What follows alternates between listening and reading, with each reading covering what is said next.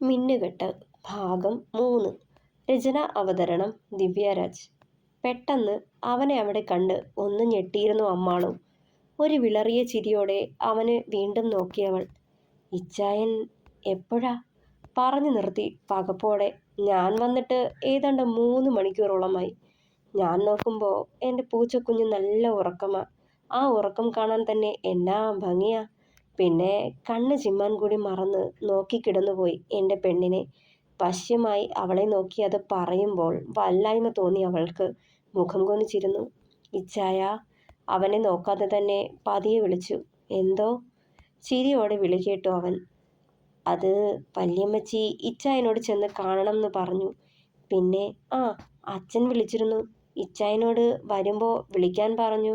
ഓർത്തെടുത്ത പോലെ പറഞ്ഞവൾ. ഇന്നിപ്പോൾ സമയം 2 മണി കഴിഞ്ഞില്ലായോ അമ്മു? നാളെ ആവട്ടെ, അതുപോരെ? അവളെ കളിയാക്കിയതുപോലെ പറഞ്ഞു ചിരിച്ചു. അമ്മാളും അവനെ ഒന്ന് കൂർപ്പിച്ചു നോക്കിക്കൊണ്ട് മുഖം തിരിച്ചു. പൊട്ടിയ ചിരി കടിച്ചു പിടിച്ചു ഇസഹാക്ക്. അമ്മു. അവനെ തിരിഞ്ഞു നോക്കി. ഇച്ചായന് വിശക്കാടി പെണ്ണെ, കെഞ്ചിക്കൊണ്ട് പറയവേ മുഖമുയർത്തി അവനെ നോക്കി. അയ്യോ, കഴിച്ചില്ലായിരുന്നു. ഞാൻ താഴേക്ക് ചെന്ന് എന്തേലും ഇരിപ്പുണ്ടോന്ന് നോക്കാം. പറഞ്ഞുകൊണ്ട് എഴുന്നേറ്റ് പോവാൻ തുടങ്ങിയതും അവനവളെ കൈത്തണ്ടയിൽ പിടിച്ചു വലിച്ച് നെഞ്ചിലേക്കിട്ടിരുന്നു. ഒരു നിമിഷം കൊണ്ട് അവളെയും കൊണ്ട് മറിഞ്ഞ് അവൾക്ക് മുകളിലായി അമർന്നു. പെട്ടെന്നുള്ള അവൻ്റെ ആ പ്രവൃത്തിയിൽ സ്തംഭിച്ചു പോയവൾ. പിടിക്കുന്ന മാൻമിഴികൾ അവനെ നോക്കി ഉറ്റുനോക്കി. ചുണ്ടുകളിൽ പതിയെ വിറയെറിഞ്ഞു തുടങ്ങിയിരുന്നു. വിയർപ്പ് പൊടിഞ്ഞ അവളുടെ നാസികത്തുമ്പും നെറ്റിത്തടവും ആവേശപൂർവ്വം അവൻ നോക്കിക്കിടന്നു. അവൻ്റെ ചുടുനിശ്വാസം അവളുടെ മുഖത്ത് പതിക്കവേ ഹൃദയം പൊട്ടുമാറി തുടികൊട്ടി. ശ്വാസോച്ഛ്വാസം വേഗത്തിലായി. ശരീരമാകെ വിറകൊണ്ടു പൊള്ളിപ്പിടയുന്നുണ്ടായിരുന്ന പോലെ. ഇച്ചായ. ഭയം കാരണം നേർത്തുപോയ അവളുടെ ശബ്ദം കാറ്റുപോലെ അവൻ്റെ കാതുകളിൽ പതിച്ചതും സ്വയം നിയന്ത്രണം വിട്ടു ഇസഹാക്കിന്. എന്താ അമ്മു? അതിലും ശബ്ദം താഴ്ത്തി പതിയെ ചോദിച്ചവൻ. അത്താഴം എടുക്കട്ടെ? മാറിത്തരാവോ? എങ്ങനെയൊക്കെയോ ഉമിനീരിറക്കിക്കൊണ്ട് പറഞ്ഞൊപ്പിച്ചു. എനിക്ക് വേണ്ടത് ഞാനെടുത്തോളാം പറഞ്ഞുകൊണ്ട് അവളുടെ ചുണ്ടുകളെ പെരുവിരലിനാൽ ഒഴിഞ്ഞു. പതിയെ അവളിലേക്ക് മുഖം ചേർത്തുകൊണ്ട് അധരത്തിൽ അധരം പതിപ്പിച്ച് മാറി. തരിച്ചിരുന്നു പോയി അമ്മാളു. അവളുടെ മുഖത്ത് തെളിഞ്ഞു വരുന്ന വിഭിന്ന ഭാവങ്ങളെ അത്രയും അടുത്ത് വീക്ഷിച്ചു കൊണ്ട് കിടന്നു ഇസഹാക്ക്. ഇച്ചായ, മാറിത്തരോ? ശ്വാസം മുട്ട. അവനെ താങ്ങാനാവാതെയായതും പറഞ്ഞുകൊണ്ട് നോക്കി. ഓഹ് സോറി, ഞാൻ പെട്ടെന്ന്. നീ കിടന്നോ, എൻ്റെ വിശപ്പ് മാറി. കള്ളച്ചിരിയോടെ പറഞ്ഞുകൊണ്ട് ചുണ്ടുകൾ ഒഴിഞ്ഞതും തിരിഞ്ഞു കിടന്നു അമ്മാളു. മുഖത്ത് തെളിഞ്ഞ നീരസം അവൻ കാണാതിരിക്കാൻ അവനെ തിരിഞ്ഞു നോക്കാതെ അതേ കിടപ്പ് തന്നെ തുടർന്നു, കണ്ണുകൾ അടച്ചു പിടിച്ചുകൊണ്ട്. സ്വയം പുച്ഛം തോന്നി അവൾക്ക്. എഡ്ഡിയുടെ വാക്കുകേട്ട് ഇസഹാക്കുമായുള്ള വിവാഹത്തിന് സമ്മതിച്ച ആ നിമിഷമോർത്ത് സ്വയം ശപിച്ചുപോയി. മനസമാധാനത്തോടെ ഒന്ന് ഉറങ്ങാൻ കഴിയണില്ല. പേടിയാണ്. ഈ വിവാഹത്തിന് പിന്നിലെ ഗൂഢലക്ഷ്യം ഇസഹാക്ക് അറിയുമ്പോൾ എന്താവുമെന്നോർക്കെ ഭയം തോന്നി അവൾക്ക്. കണ്ണുകൾ നിറഞ്ഞു തുളുമ്പി തുടങ്ങി. അവൻ അറിയാതിരിക്കാൻ പതിയെ തുടച്ചു മാറ്റിക്കളഞ്ഞു. അപ്പോഴേക്കും ഇസഹാക്കിൻ്റെ ബലിഷ്ഠമായ കരങ്ങൾ സാരിക്കിടയിലൂടെ അനാവൃതമായ അവളുടെ വയറിൽ ചുറ്റിപ്പിടിച്ചു. അവൻ്റെ ചുണ്ടുകളുടെ തണുപ്പ് പിൻകഴുത്തിൽ അമർന്നതും വിറപൂണ്ടു. കണ്ണുകൾ മുറുക്കി അടച്ചു പിടിച്ച് അവൻ തൊടുന്നിടമൊക്കെ പൊള്ളുന്ന പോലെ തോന്നി അവൾക്ക്. അവൻ്റെ കൈകൾ അണിവയറിൽ കുസൃതി കാട്ടി തുടങ്ങിയതും ശ്വാസം പിടിച്ച് കിടന്നു. കരച്ചിൽ ചീളുകൾ നിശബ്ദമാക്കി വയ്ക്കാൻ പാടുപെട്ടു. അവൻ്റെ കരസ്പർശമേറ്റിടം പൊള്ളുന്നുണ്ടായിരുന്നു. തടയാൻ മനസ്സ് 100 ആവർത്തി മൊഴിയുമ്പോഴും ഭയം അത് തടഞ്ഞു വെച്ചു. ഒന്ന് ഉറങ്ങാൻ കഴിഞ്ഞുവെങ്കിലെന്ന് ആത്മാർത്ഥമായി ആഗ്രഹിച്ചു പോയവൾ പിന്നെ എപ്പോഴോ ഉറക്കത്തിലേക്ക് വഴുതി വീഴുകയും ചെയ്തു. നിറുകിൽ അവൻ്റെ ചുടുനിശ്വാസം പതിഞ്ഞതും കണ്ണുകൾ വലിച്ചു തുറന്നു അമ്മാളു. കുളിച്ച് ഫ്രഷായി തൻ്റെ മുന്നിൽ ഇരുന്ന് തന്നെ ഉറ്റുനോക്കിയിരിക്കുന്നവനെ കാണെ വല്ലാത്ത പരിഭ്രമം തോന്നി അവൾക്ക്. നോട്ടം മാറ്റി പതിയെ എഴുന്നേറ്റു. എത്ര നേരം ഉറങ്ങണം? ഇവിടെ ചില രീതികളുണ്ട്, അറിയോ നിനക്ക്? പറഞ്ഞുകൊണ്ട് അവളെ രൂക്ഷമായി നോക്കിയവൻ. ഭയം കാരണം പിടച്ചു തുടങ്ങി അവളുടെ കണ്ണുകൾ. അവനെ തന്നെ ഭയപ്പാടോടെ ഉറ്റുനോക്കിക്കൊണ്ട് ചാടി എണീക്കാൻ തുടങ്ങിയതും അതേ വേഗത്തിൽ അവളെ പിടിച്ച് ബെഡിലേക്ക് ചായച്ചു. പേടിച്ചു പോയോ? ഞാൻ വെറുതെ പറഞ്ഞതാ അമ്മു. ഇവിടെ നിനക്ക് പൂർണ്ണ സ്വാതന്ത്ര്യമാണ്. എപ്പോൾ വേണേലും ഉറങ്ങാം, ഉണരാം, ആരും ചോദിക്കില്ല നിന്നോട്. പക്ഷേ അതിനിടയിൽ എന്നെ സ്നേഹിക്കാനും എനിക്ക് സ്നേഹിക്കാനും സമയം കണ്ടെത്തിക്കോണം. അതിൽ ഒരു വിട്ടുവീഴ്ചയും ഉണ്ടാവില്ല, കേട്ടല്ലോ?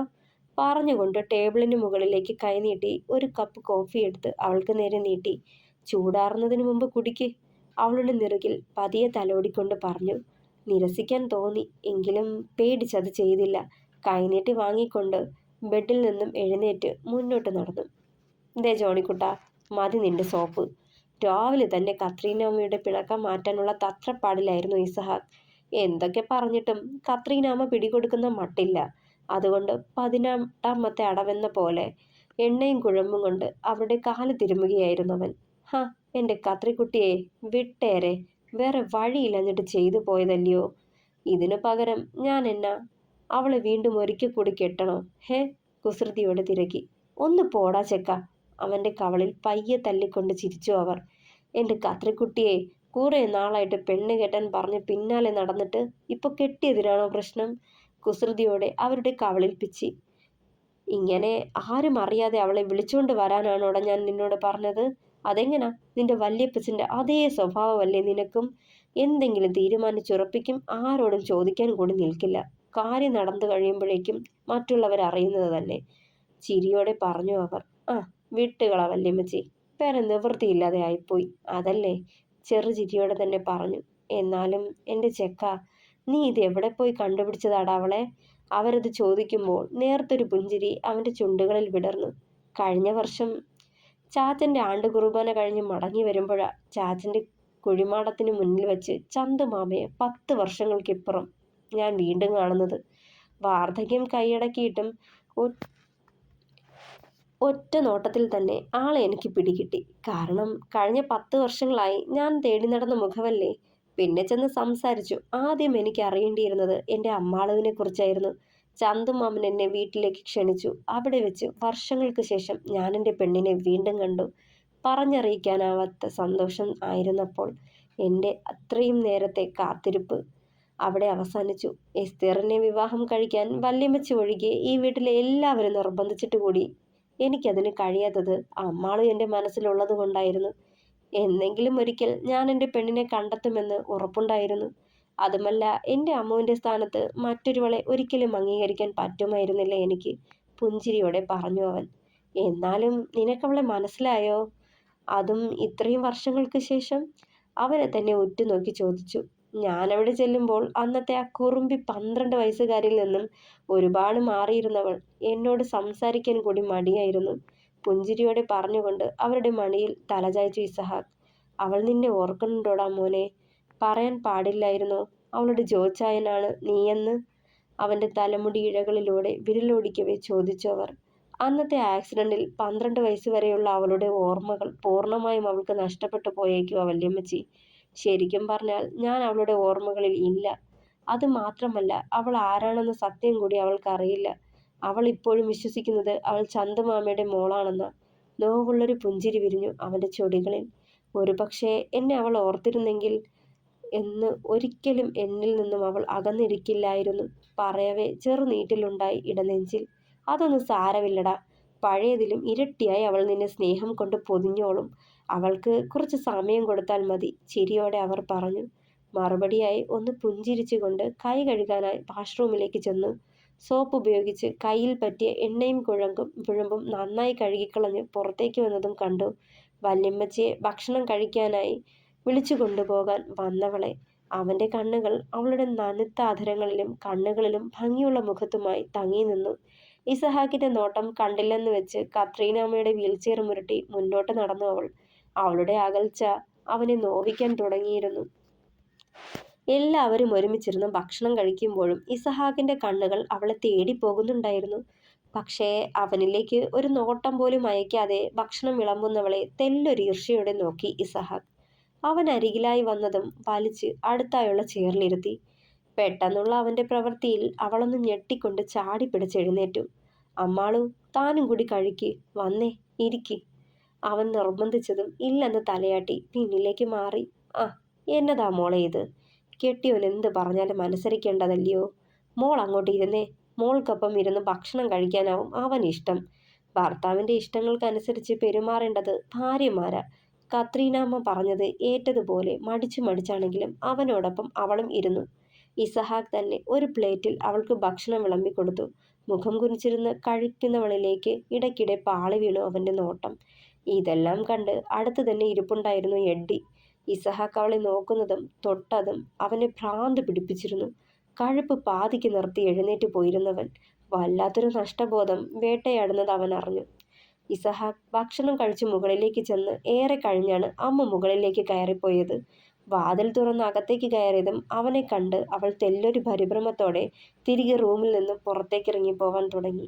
അവളുടെ അരയിലൂടെ അവൻ്റെ കൈകൾ ചുറ്റപ്പെട്ടിരുന്നപ്പോൾ ഉയർത്തിയെടുത്ത് ചുമരിനോട് ചേർത്ത് നിർത്തിയതും പകപ്പോടെ അവനെ തന്നെ ഉറ്റുനോക്കി. എന്തിനാ അമ്മോ നമുക്കിടയിൽ ഈ ഒളിച്ചുകളി? ഭയമാണോ നിനക്കെന്നെ? മുഖം കുനിച്ചു നിന്ന പെണ്ണിൻ്റെ മുഖം താടിത്തുമ്പിൽ പിടിച്ചുയർത്തി അവൻ.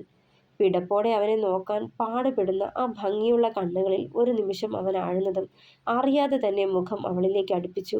അവൻ്റെ കണ്ണുകൾ തൻ്റെ അധരത്തിലാണെന്ന് കണ്ട് മുഖം തിരിച്ചതും അതിലും വേഗത്തിൽ അവളുടെ മുഖം തനിക്ക് നേരെ തിരിപ്പിച്ചിരുന്നവൻ അവളിലേക്ക് വീണ്ടും മുഖം അടുപ്പിച്ചതും വാതിൽ തള്ളി തുറന്ന് എഡ്ഡി അകത്തേക്ക് വന്നു. അവനെ കണ്ടതും പിടപ്പോടെ രണ്ടുപേരും അകന്നു മാറി. തൻ്റെ മുന്നിൽ അരങ്ങേറിയ കാഴ്ച കണ്ട് എഡ്ഡിക്ക് ഭ്രാന്ത് പിടിച്ച പോലെ തോന്നി. കൈമുഷ്ടി ചുരുട്ടി നുരഞ്ഞു കയറിയ കോപം അടക്കി പിടിച്ചു അവൻ. അവൻ്റെ കുറുകിയ കണ്ണുകൾ കാണെ അമ്മാളും അവനെ ദയനീയമായി നോക്കി നിന്നു. തുടരും. പ്രിയപ്പെട്ടവരെ, അഭിപ്രായങ്ങൾ പറയണേ. ഈ കഥ വളരെ മുൻപ് ഞാൻ എഴുതിയ കഥയാ കേട്ടോ. അതിൻ്റെതായ പോരായ്മകൾ ഉണ്ടാവും. ഇഷ്ടമാവണുണ്ടോ? അഭിപ്രായങ്ങൾ കൂടി പറയൂ കേട്ടോ.